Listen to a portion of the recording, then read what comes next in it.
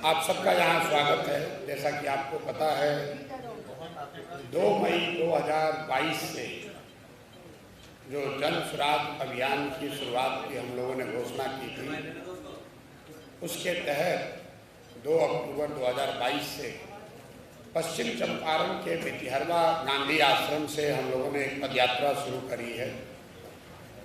उस पदयात्रा को करीब करीब अब 2 बरस होने को आ गए हैं। पदयात्रा के 3 जो मुख्य उद्देश्य थे। पहला उद्देश्य ये है कि बिहार के गांव-गांव जाकर लोगों की समस्याओं को जमीन पर देखा जाए, लेकिन उससे आगे बढ़कर लोगों को ये बताया जाए कि जिन मुद्दों पर वो वोट करते रहे हैं, उनकी जो गरीबी, पिछड़ापन, उनकी जो परेशानी है, उससे निकलने का रास्ता क्या हो सकता है।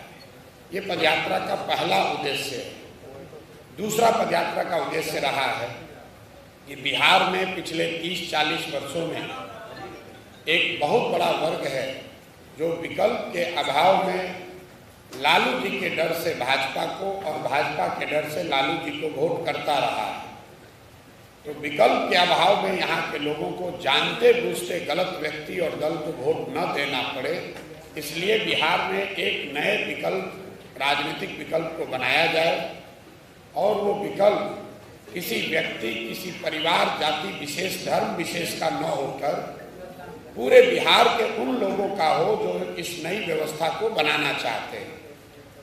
तीसरा उद्देश्य जो है कि बिहार के विकास के लिए अगले 10 वर्ष में बिहार जो देश का सबसे गरीब और पिछड़ा राज्य है, इसको देश के 10 अग्रणी राज्यों में शामिल कराने के लिए क्या विजन, क्या प्रोग्राम, कार्यक्रम बनाना चाहिए, उसकी संरचना बनाकर उसको जनता के बीच में रखना। अब इन तीनों विषयों पर मैं अभी का अपडेट आपको दे देता हूँ। पदयात्रा में मैं करीब करीब 60% बिहार पैदल चल पाया हूँ। पश्चिम चंपारण से चलकर अभी हम लोग सुपौल में पदयात्रा कर रहे हैं। आपके जिले पूर्णिया आने में अभी 3-4 महीना और लग सकता है, क्योंकि सुपौल के बाद मैं अररिया, किशनगंज, उसके बाद कटिहार के बाद पूर्णिया। 60% बिहार पैदल चलने के बाद अभी जो आगे का अनुमान है कि करीब करीब 1-1.5 बरस और मुझे पैदल चलना होगा। लेकिन ये जरूरी है कि आप समझ लीजिए कि दल बनने से पदयात्रा पर कोई फर्क नहीं पड़ेगा। प्रशांत किशोर पहले भी पदयात्रा कर रहे थे और दल बनने के बाद भी पदयात्रा करते ही रहेंगे। दूसरा जो लक्ष्य था विकल्प, नया राजनीतिक विकल्प बनाने का, उसको लेकर आपको ये मैं सूचित करना चाहता हूँ कि बिहार में अभी तक 1 करोड़ से ज़्यादा लोग एक साथ जुड़कर इस नए दल, इस नए विकल्प की स्थापना कर रहे हैं। कई उन जगहों पर जहां पदयात्रा नहीं हुई है, वहां पर भी सैकड़ों, हजारों लोग इस परिकल्पना से जुड़े हुए हैं। तो सबकी सहमति से इस अभियान के तहत 2 अक्टूबर को जन सुराज एक राजनीतिक दल का स्वरूप ले लेगा। 2 तारीख को दल की स्थापना कर ली जाएगी।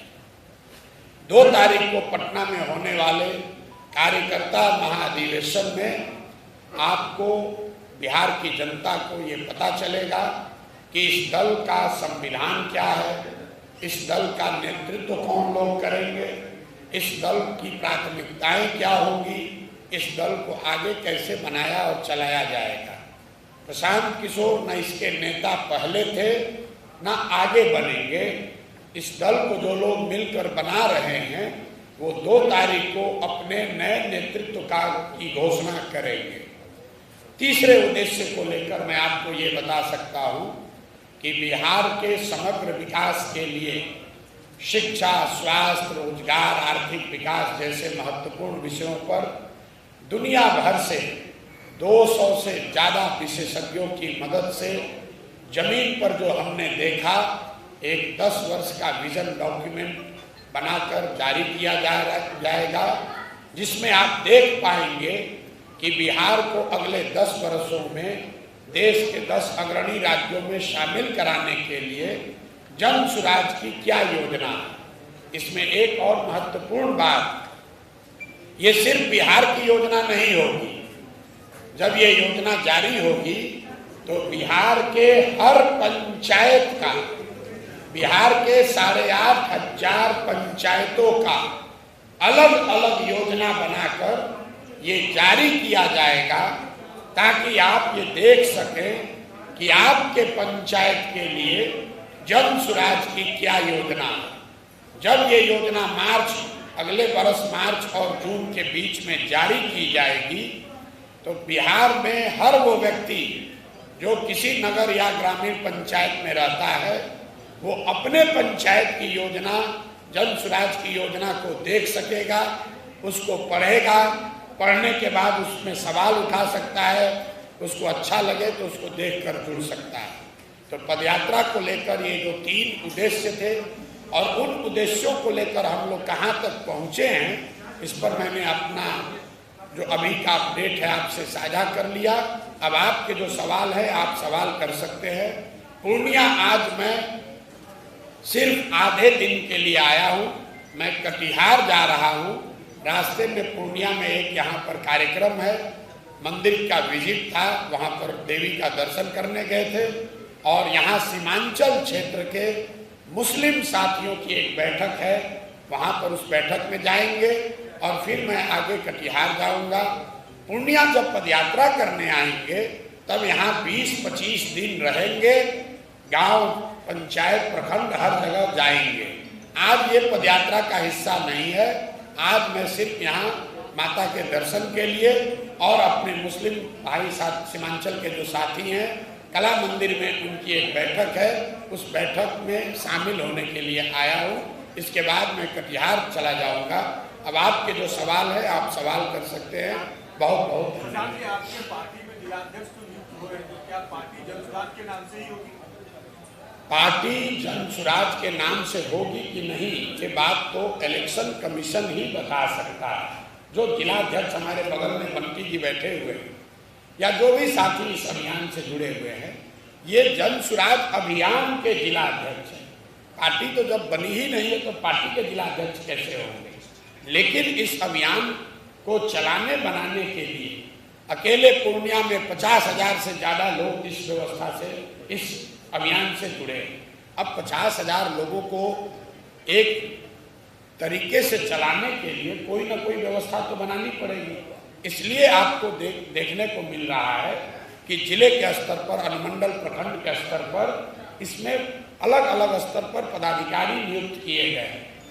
जब दल बनेगा अगले 1 महीने में, आप पंचायत स्तर तक इसकी पूरी संरचना आप देख पाएंगे। जिले का नहीं, हर पंचायत का अध्यक्ष कौन होगा वो भी सूची जारी कर दी जाएगी। एक सवाल और सर, आरजेडी हमेशा आरोप लगा रही है कि प्रशांत किशोर जी भाजपा की बी टीम की तरह काम कर रहे हैं। भैया आरजेडी के आरोप लगाने, भाई आरजेडी से आप क्या अपेक्षा रखते हैं? जो बिहार में 2 दल हैं, एक है भाजपा नीतीश कुमार का एनडीए और एक है आरजेडी का इंडिया, जिसको अभी लोग कह रहे हैं। इन दोनों दलों को, दोनों गठबंधनों को पिछले 30-35 साल से मुफ्त में वोट लेने का आदत लग गया है। काम करता नहीं है। चुनाव का जब समय आता है तो ये आरजेडी वाले भाजपा का डर दिखाकर सारे मुसलमानों का वोट इनको चाहिए। यही हाल भाजपा और नीतीश कुमार का है। काम कुछ किया नहीं, चुनाव जब होगा तो लालू जी का डर दिखाकर सबका वोट लेगा। तो ये जो 25-30 साल की मुफ्तखोरी की आदत लगी हुई है, इस मुफ्तखोरी से जैसे ही जन सुराज बन जाएगा, जनता के पास एक विकल्प आ जाए तो ये मुफ्तखोरी खत्म हो जाएगी। इसलिए भाजपा वाला कह रहा है कि हम कांग्रेस के बी टीम हैं और आरजेडी वाला कह रहा है कि हम भाजपा के बी टीम हैं। भाई हम बिहार की जनता के बी टीम हैं और ये संकल्प लेकर आए हैं कि बिहार की जनता को एक टीम बनाकर मानेंगे। देश में बिहार आज जो देश का सबसे गरीब और पिछड़ा राज्य है, उसको एक कैटेगरी का स्टेट बनाया जाए, उसके लिए बी टीम कहिए या सी टीम कहिए, हम बिहार की जनता का बी टीम है और उसी के लिए काम कर रहे हैं। राजद और कांग्रेस का जनाधार जो है आप खत्म कर रहे हैं। वास्तविकता में जो देखा जाए तो क्या ऐसा नहीं है कि जनसुराज का हाल भी कांग्रेस और राजद जैसा हो जाएगा? अब किसका जनाधार खत्म हो रहा है इतना तो हमको ज्ञान नहीं है। हम इतना जरूर जानते हैं कि जो लोग आप अनुमान लगा रहे हैं, आपने कहा कि आप राजद का जनाधार काट रहे हैं। बहुत लोग यहाँ कह रहा है कि भैया आप बीजेपी का जनाधार काट रहे हैं। हम आपको बता रहे हैं जनसुराज न भाजपा का आधार काट रहा है न राजद का आधार काट रहा है। जनसुराज और यहाँ लोगों की ताकत इतनी है कि अगले चुनाव में दोनों को काट के साफ कर दिया जाए। आपने कहा कि आप आज भी नेता नहीं हैं? आपने कहा कि आज भी नेता नहीं है, कल भी नेता नहीं बनेंगे, तो फिर जनसुराज की स्थापना करने के बाद अब जनसुराज को कहाँ छोड़ देंगे? बिल्कुल कहीं नहीं छोड़ेंगे। आप हमारी पहचान क्या जानते हैं, हमारे बारे में लोग क्या जानते हैं कि प्रशांत किशोर कोई एक राजनीतिक रणनीतिकार हैं जो बड़े बड़े दल और नेताओं को सुझाव देते हैं, मदद करते हैं ताकि वो चुनाव जीत सके। तो हम काम पहले क्या करते थे, बड़े बड़े दल और नेताओं को ये बताते थे कि संगठन कैसे बेहतर बनाओ, चुनाव कैसे लड़ो, प्रचार कैसे करो, किन प्रत्याशियों को लड़ाओ, कैसे चुनाव जीतो। तो काम तो हम आज भी वही कर रहे हैं। फर्क बस इतना है कि पहले ये दल और नेताओं के लिए करते थे, अब बिहार की जनता के लिए कर रहे हैं।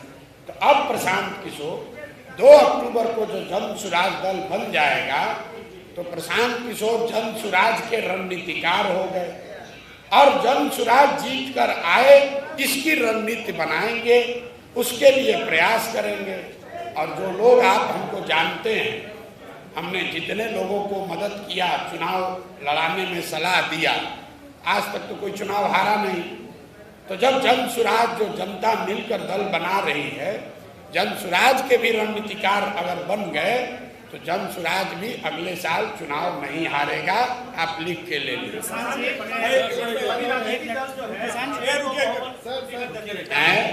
किसान जी एक सवाल है, अपराधियों को और दबंगों को टिकट देती है, आपकी पार्टी का क्या है?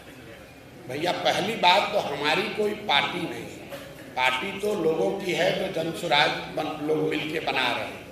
लेकिन जनसुराज के संविधान में जो बातें लिखी जा रही हैं उसके आधार पर हम इतना आपको कह सकते हैं कि जो लोग भी चुनाव लड़ेंगे जनसुराज में, उसमें से 2/3 से ज़्यादा लोग ऐसे लोग होंगे जो जीवन में शायद कभी चुनाव लड़े ही ना हो, नए लोग होंगे। दूसरी बात, जनसुराज में उम्मीदवारों का चयन कैसे होगा? वो चयन कोई प्रशांत किशोर नहीं करेंगे, कोई जनसुराज की लीडरशिप टीम नहीं करेगी। चुनाव से पहले 6, 8, 9 महीना पहले हर विधानसभा क्षेत्र में 5 से 7 नाम सार्वजनिक तौर पर घोषित किए जाएंगे कि ये लोग जनसुराज के संभावित उम्मीदवार हैं। उसके बाद 8-9 महीने तक उन संभावित उम्मीदवारों पर है कि वो क्षेत्र की जनता के साथ काम करें और हर 3 महीने पर ये सूची जारी की जाएगी कि उन 6-7 लोगों में कौन आदमी सबसे आगे है, कौन चौथे नंबर पर है, कौन 5वें नंबर पर है। अमेरिका में अभी चुनाव हो रहा है। कभी आप लोगों ने सोचा कि अमेरिका में अगर डोनाल्ड ट्रंप रिपब्लिकन पार्टी के उम्मीदवार हैं तो उनको उम्मीदवारी का टिकट किसने दिया? किसी एक व्यक्ति ने नहीं दिया। जिसको भी रिपब्लिकन पार्टी से या डेमोक्रेटिक पार्टी से चुनाव लड़ना होता है, वो अपनी उम्मीदवारी पार्टी के माध्यम से जनता के बीच में रखता है। फिर 6 महीने तक पार्टी के लोग और जनता ये देखते हैं कि इनमें से सबसे बेहतर उम्मीदवार कौन है।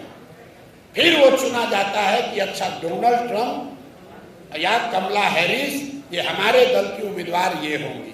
वो कोई कमिटी में बैठकर कोई एक व्यक्ति या व्यक्तियों का समूह टिकट नहीं देता है।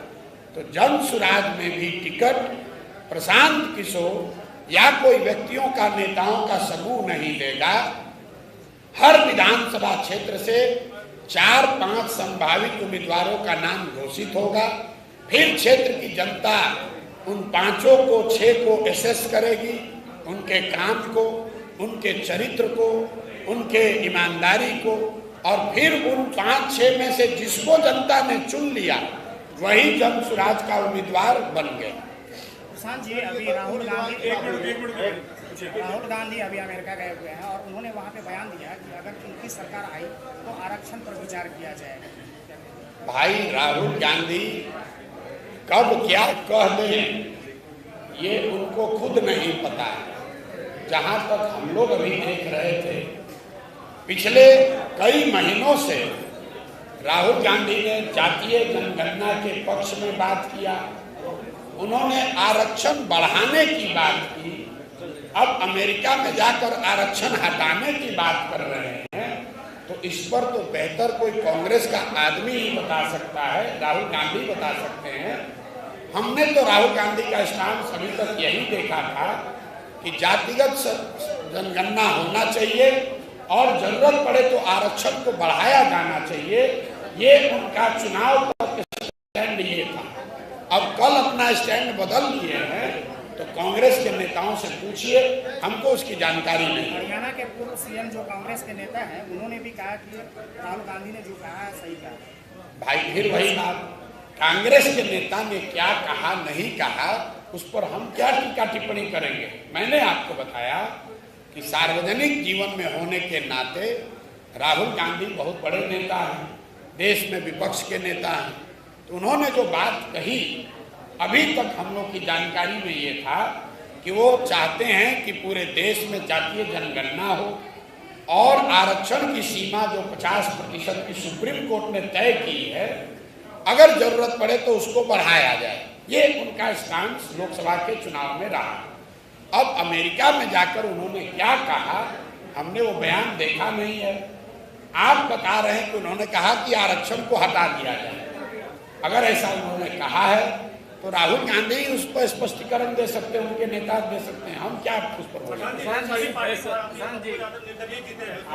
आप अपने बयानों में नीतीश जी और तेजस्वी पर हमलावर होते हैं जबकि नरेंद्र मोदी जी के प्रति सॉफ्ट रहते हैं, इसकी क्या? इसकी वजह आपका अपना मन का भ्रम है। आपने सुना नहीं कि हमने कहा क्या। पिछले 30-35 साल से बिहार को चला कौन रहा है? बिहार को चला रहे हैं लालू और नीतीश।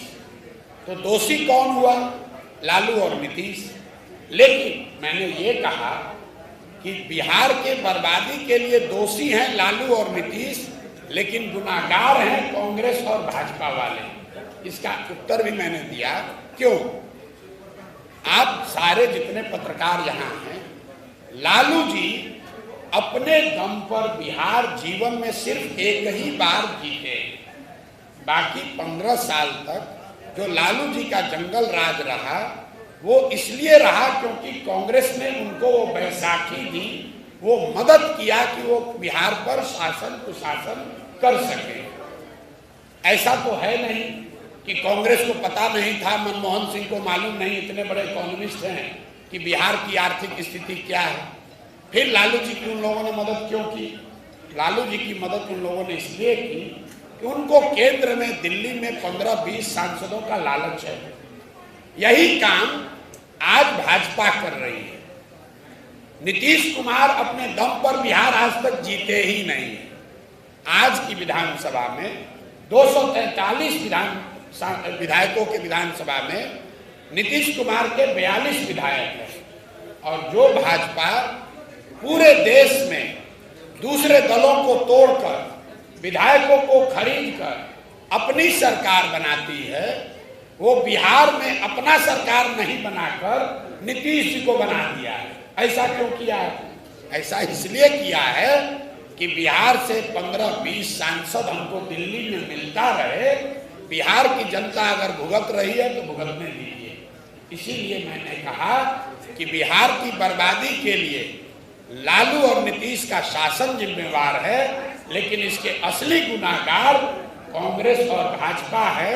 अगर इसमें आपको हम कोई सॉफ्ट दिख रहे हैं तो ये आपके मन का भ्रम है। गठबंधन की पॉलिटिक्स है सर बिहार में, तो क्या जनसुराज अगर आप पार्टी बता रहे हैं जैसे कि बन जाएगी, तो क्या जनसुराज भी गठबंधन की पॉलिटिक्स बिहार में करेगी या 243 विधानसभा सीट पर उम्मीदवार उतारेगी? जनसुराज 243 सीटों पर अकेले अपने दम पर चुनाव लड़ेगी, 242 नहीं, एक सीट भी नहीं। गठबंधन की पॉलिटिक्स जनसुराज नहीं करेगी। अरे आपको कह दिया, एक सीट भी नहीं, 242 नहीं, 243 सीट ही लड़ेंगे, क्योंकि हमारे पास सबसे बड़ा गठबंधन पहले से है। आप दल बनाकर गठबंधन बनाते हैं, हम 1 करोड़ बिहार के लोगों का गठबंधन बनाकर दल बना रहे हैं।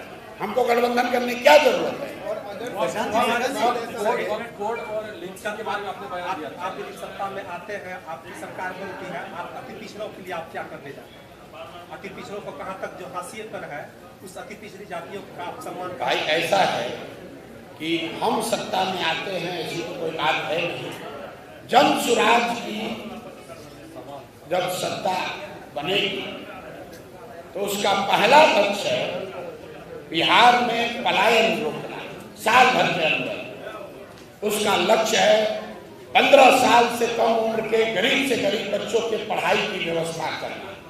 उसका लक्ष्य है 60 वर्ष से ज्यादा उम्र के हर व्यक्ति को 2000 रुपया पेंशन देना। अब अति पिछड़ा समाज की यहाँ संख्या अगर हिंदू मुस्लिम दोनों मिला दें तो करीब करीब 35% समाज अति पिछड़ा समाज का है। तो सबसे ज्यादा किनके बच्चे पढ़ेंगे? अति पिछड़ा समाज के। सबसे ज्यादा पलायन का दंश जो आज लगा है उससे राहत किसको मिलेगी? उसी समाज को जिसको सबसे ज्यादा संख्या है। सबसे ज्यादा समाज में आज बुजुर्ग किस समाज के? अति पिछड़ा समाज। अगर जनसुराज कह रहा है कि हम शराबबंदी 1 घंटे में हटा देंगे, तो आज 1,23,000 से ज्यादा लोग जो जेल में हैं और जेल में ज्यादातर अति पिछड़ा दलित गरीब आदमी है, उसका लाभ किसको मिलेगा? तो हम लोग जाति की राजनीति नहीं करते, हम काबिलियत की राजनीति कर रहे हैं। लेकिन साथ में ये भी बता रहे हैं कि हर काबिल आदमी किसी न किसी जाति का है और हर जाति में कोई न कोई काबिल आदमी है। तो जनसुराज की सोच ये है कि हर समाज से काबिल आदमी को लेकर बिहार में एक नई व्यवस्था बनाई जाए और इसमें अति पिछड़ा को बढ़ाएंगे, सामान्य को घटाएंगे, यादव को गिराएंगे, ये बात नहीं है। जिसकी जितनी संख्या है वो वोट दे या न दे, उस समाज को, उस समाज के काबिल लोगों को उतनी भागीदारी मिलनी ही मिलनी है। कई लोग ये सवाल उठाते हैं कि भाई यादव समाज के लोग तो आरजेडी के वोटर हैं। मैं आपको कैमरे पर कह रहा हूं, आप तो अति पिछड़ा पूछे कि अगर यादव समाज की जनसंख्या 15% है तो यादव समाज के काबिल लोगों को 15% हिस्सा जनसुराज में मिलेगा ही मिलेगा। जनसुराज को बनाने वालों में, जनसुराज को चलाने वालों में, जनसुराज से टिकट पाने वालों में 15-16% यादव समाज के लोग रहेंगे ही रहेंगे। इसलिए नहीं कि वो यादव है, इसलिए नहीं कि वो अति पिछड़ा है, इसलिए कि जनसुराज की ये मूल सोच है कि किसी का हक कोई दूसरा न मारे। ना आपको अपने हक से ज्यादा मिलेगा, ना आपका हक किसी को मारने दिया जाएगा। प्रशांत जी, सवाल ये है कि आप लगातार कहते हैं कि भैया शराबबंदी हमने 100 बार कहा। बिहार में एकमात्र आदमी हम हैं जो कह रहा है कि जनसुराज की व्यवस्था बनी तो 1 घंटा के अंदर शराबबंदी को उठाकर बाहर फेंक देंगे। इससे फर्जी कोई कानून यहाँ लागू नहीं है। ये सिर्फ और सिर्फ नीतीश कुमार का ढकोसला है। शराबबंदी के नाम पर दुकान बंद है, होम डिलीवरी चालू हो रही है और बिहार की गरीब जनता का हर बरस 20,000 करोड़ रुपए का नुकसान हो रहा है। और ये पैसा कहाँ जा रहा है? ये पैसा जा रहा है भ्रष्ट अफसरों के पास, नेताओं के पास, शराब माफिया के पास। तो ये व्यवस्था क्यों नहीं हटनी चाहिए? बिल्कुल लोगों ने कहा कि अगर शराबबंदी के खिलाफ बोलिएगा तो महिला वोट नहीं देगी। हम आपको बता रहे हैं यही फर्क है जनसुराज में और दूसरे में। वोट मिले या न मिले, अगर हमको लगता है कि शराबबंदी गलत है तो शराबबंदी के खिलाफ बोलेंगे ही बोलेंगे। ऐसा नहीं करेंगे कि विपक्ष में है तो कह रहे शराबबंदी हटना चाहिए और सत्ता में आए तो वही शराबबंदी में अच्छा लगने लगे। सर जनसुराज भी क्या फ्री पॉलिटिक्स करेगी जनता के? जैसे तेजस्वी यादव ने कहा कि 200 फ्री जो है यूनिट बिजली प्रदान किया जाएगा। इस तरह की योजनाएं जैसे नीतीश जी का चल रहा है जीविकाओं। भाई देखिए, ऐसा है, लोकतंत्र है, हर व्यक्ति को, हर दल को, हर नेता को अपना कार्यक्रम जनता के बीच रखने का पूरा फ्रीडम है। अगर उनको लगता है कि बिजली को फ्री करने से ही बिहार का सुधार होगा तो उनको कहने दीजिए, जनता मालिक है, जनता तय करेगी। सर लगातार वक्फ के बारे में आपने कहा, आपने सपोर्ट किया था, एक बयान आया था आपका, और आपने लिंचिंग का भी जिक्र किया था। मैंने उसको दूसरे परिप्रेक्ष्य में कहा। हम उस तरह की राजनीति नहीं करते हैं कि वक्फ का मामला आया तो हम मुसलमानों के वोट के लिए वक्फ पर टिप्पणी कर दें। हमने ये कहा कि मुसलमानों के लिए मुश्किल घड़ी है, उनके लिए मशवरे की घड़ी है, क्योंकि आज जिस देश को के आज़ादी में, जिस देश में को बनाने में मुस्लिम समाज का बहुत बड़ा योगदान है, इनके पुरखों ने इनका खून बहाया है, उसी देश में आज उसके पार्लियामेंट में ऐसे कानून बनाए जा रहे हैं जिससे मुस्लिम समाज का एक बड़ा वर्ग अपने आप को असहज पाता है।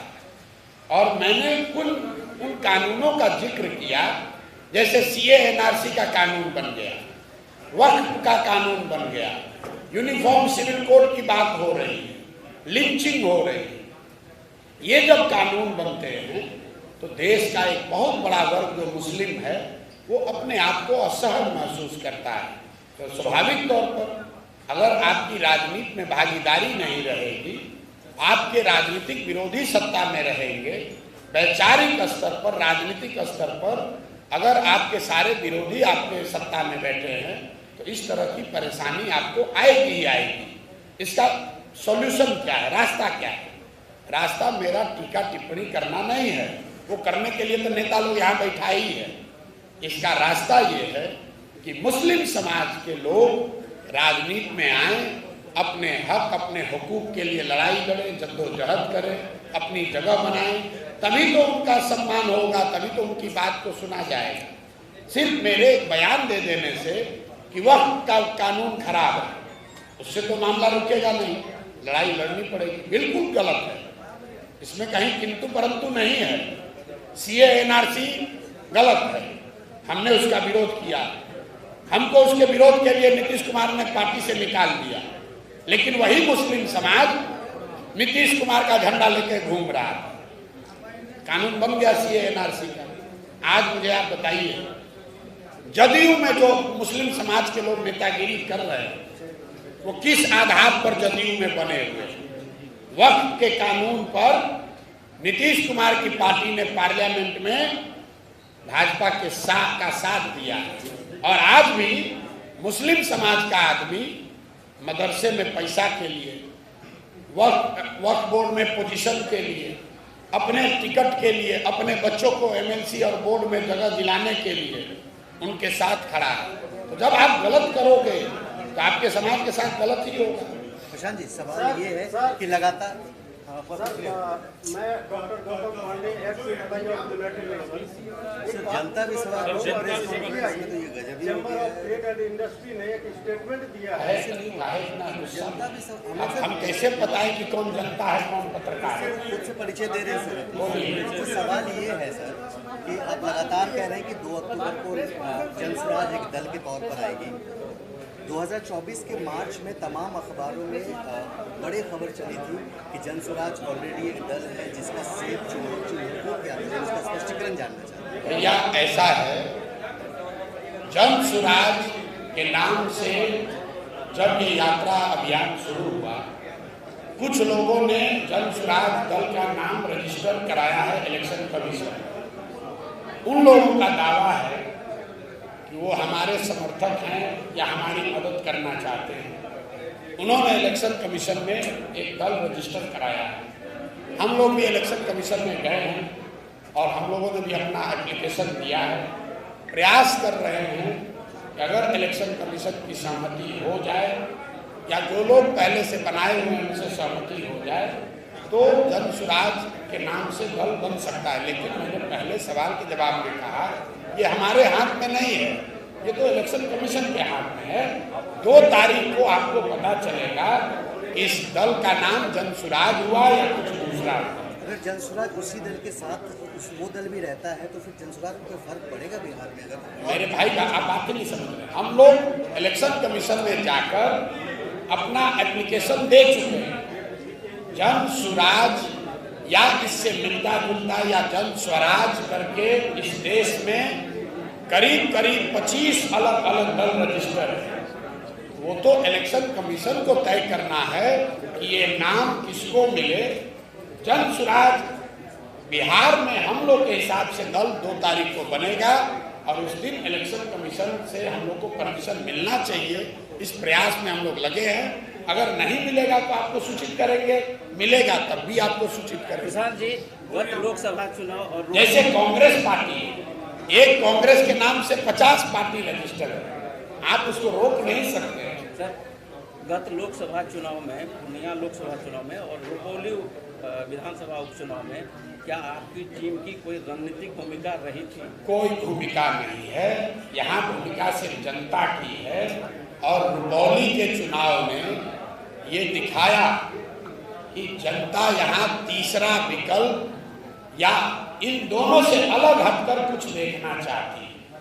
और 2 बरस पैदल चलने से के बाद मेरा भी जो अनुभव है कि बिहार में 2 तिहाई से ज़्यादा लोग, वो चाहे किसी वर्ग के हो, किसी जाति के हो, किसी दल के हो, 2 तिहाई से ज़्यादा आदमी बिहार में आज चाहता है कि कुछ नया, कुछ बेहतर विकल्प होना चाहिए। इसका मतलब ये नहीं है कि वो जनसुराज को चाहता है, लेकिन राजद और भाजपा जदयू से आगे बढ़कर बिहार में कुछ नया होना चाहिए। इसको लेकर बिहार में करीब सब आदमी एकदम तैयार बैठा हुआ है। रुपौली का चुनाव वही दिखाता है, जहां लोगों को विकल्प दिखा तो पुराने सारे समीकरण धाराशायी हो गए और जो नया आदमी लड़ रहा था, नया मतलब जो तीसरा विकल्प लोगों के पास था, वो जीत कर आया। हम लोग उसमें कोई भूमिका नहीं। चलिए भैया खत्म करें इसको।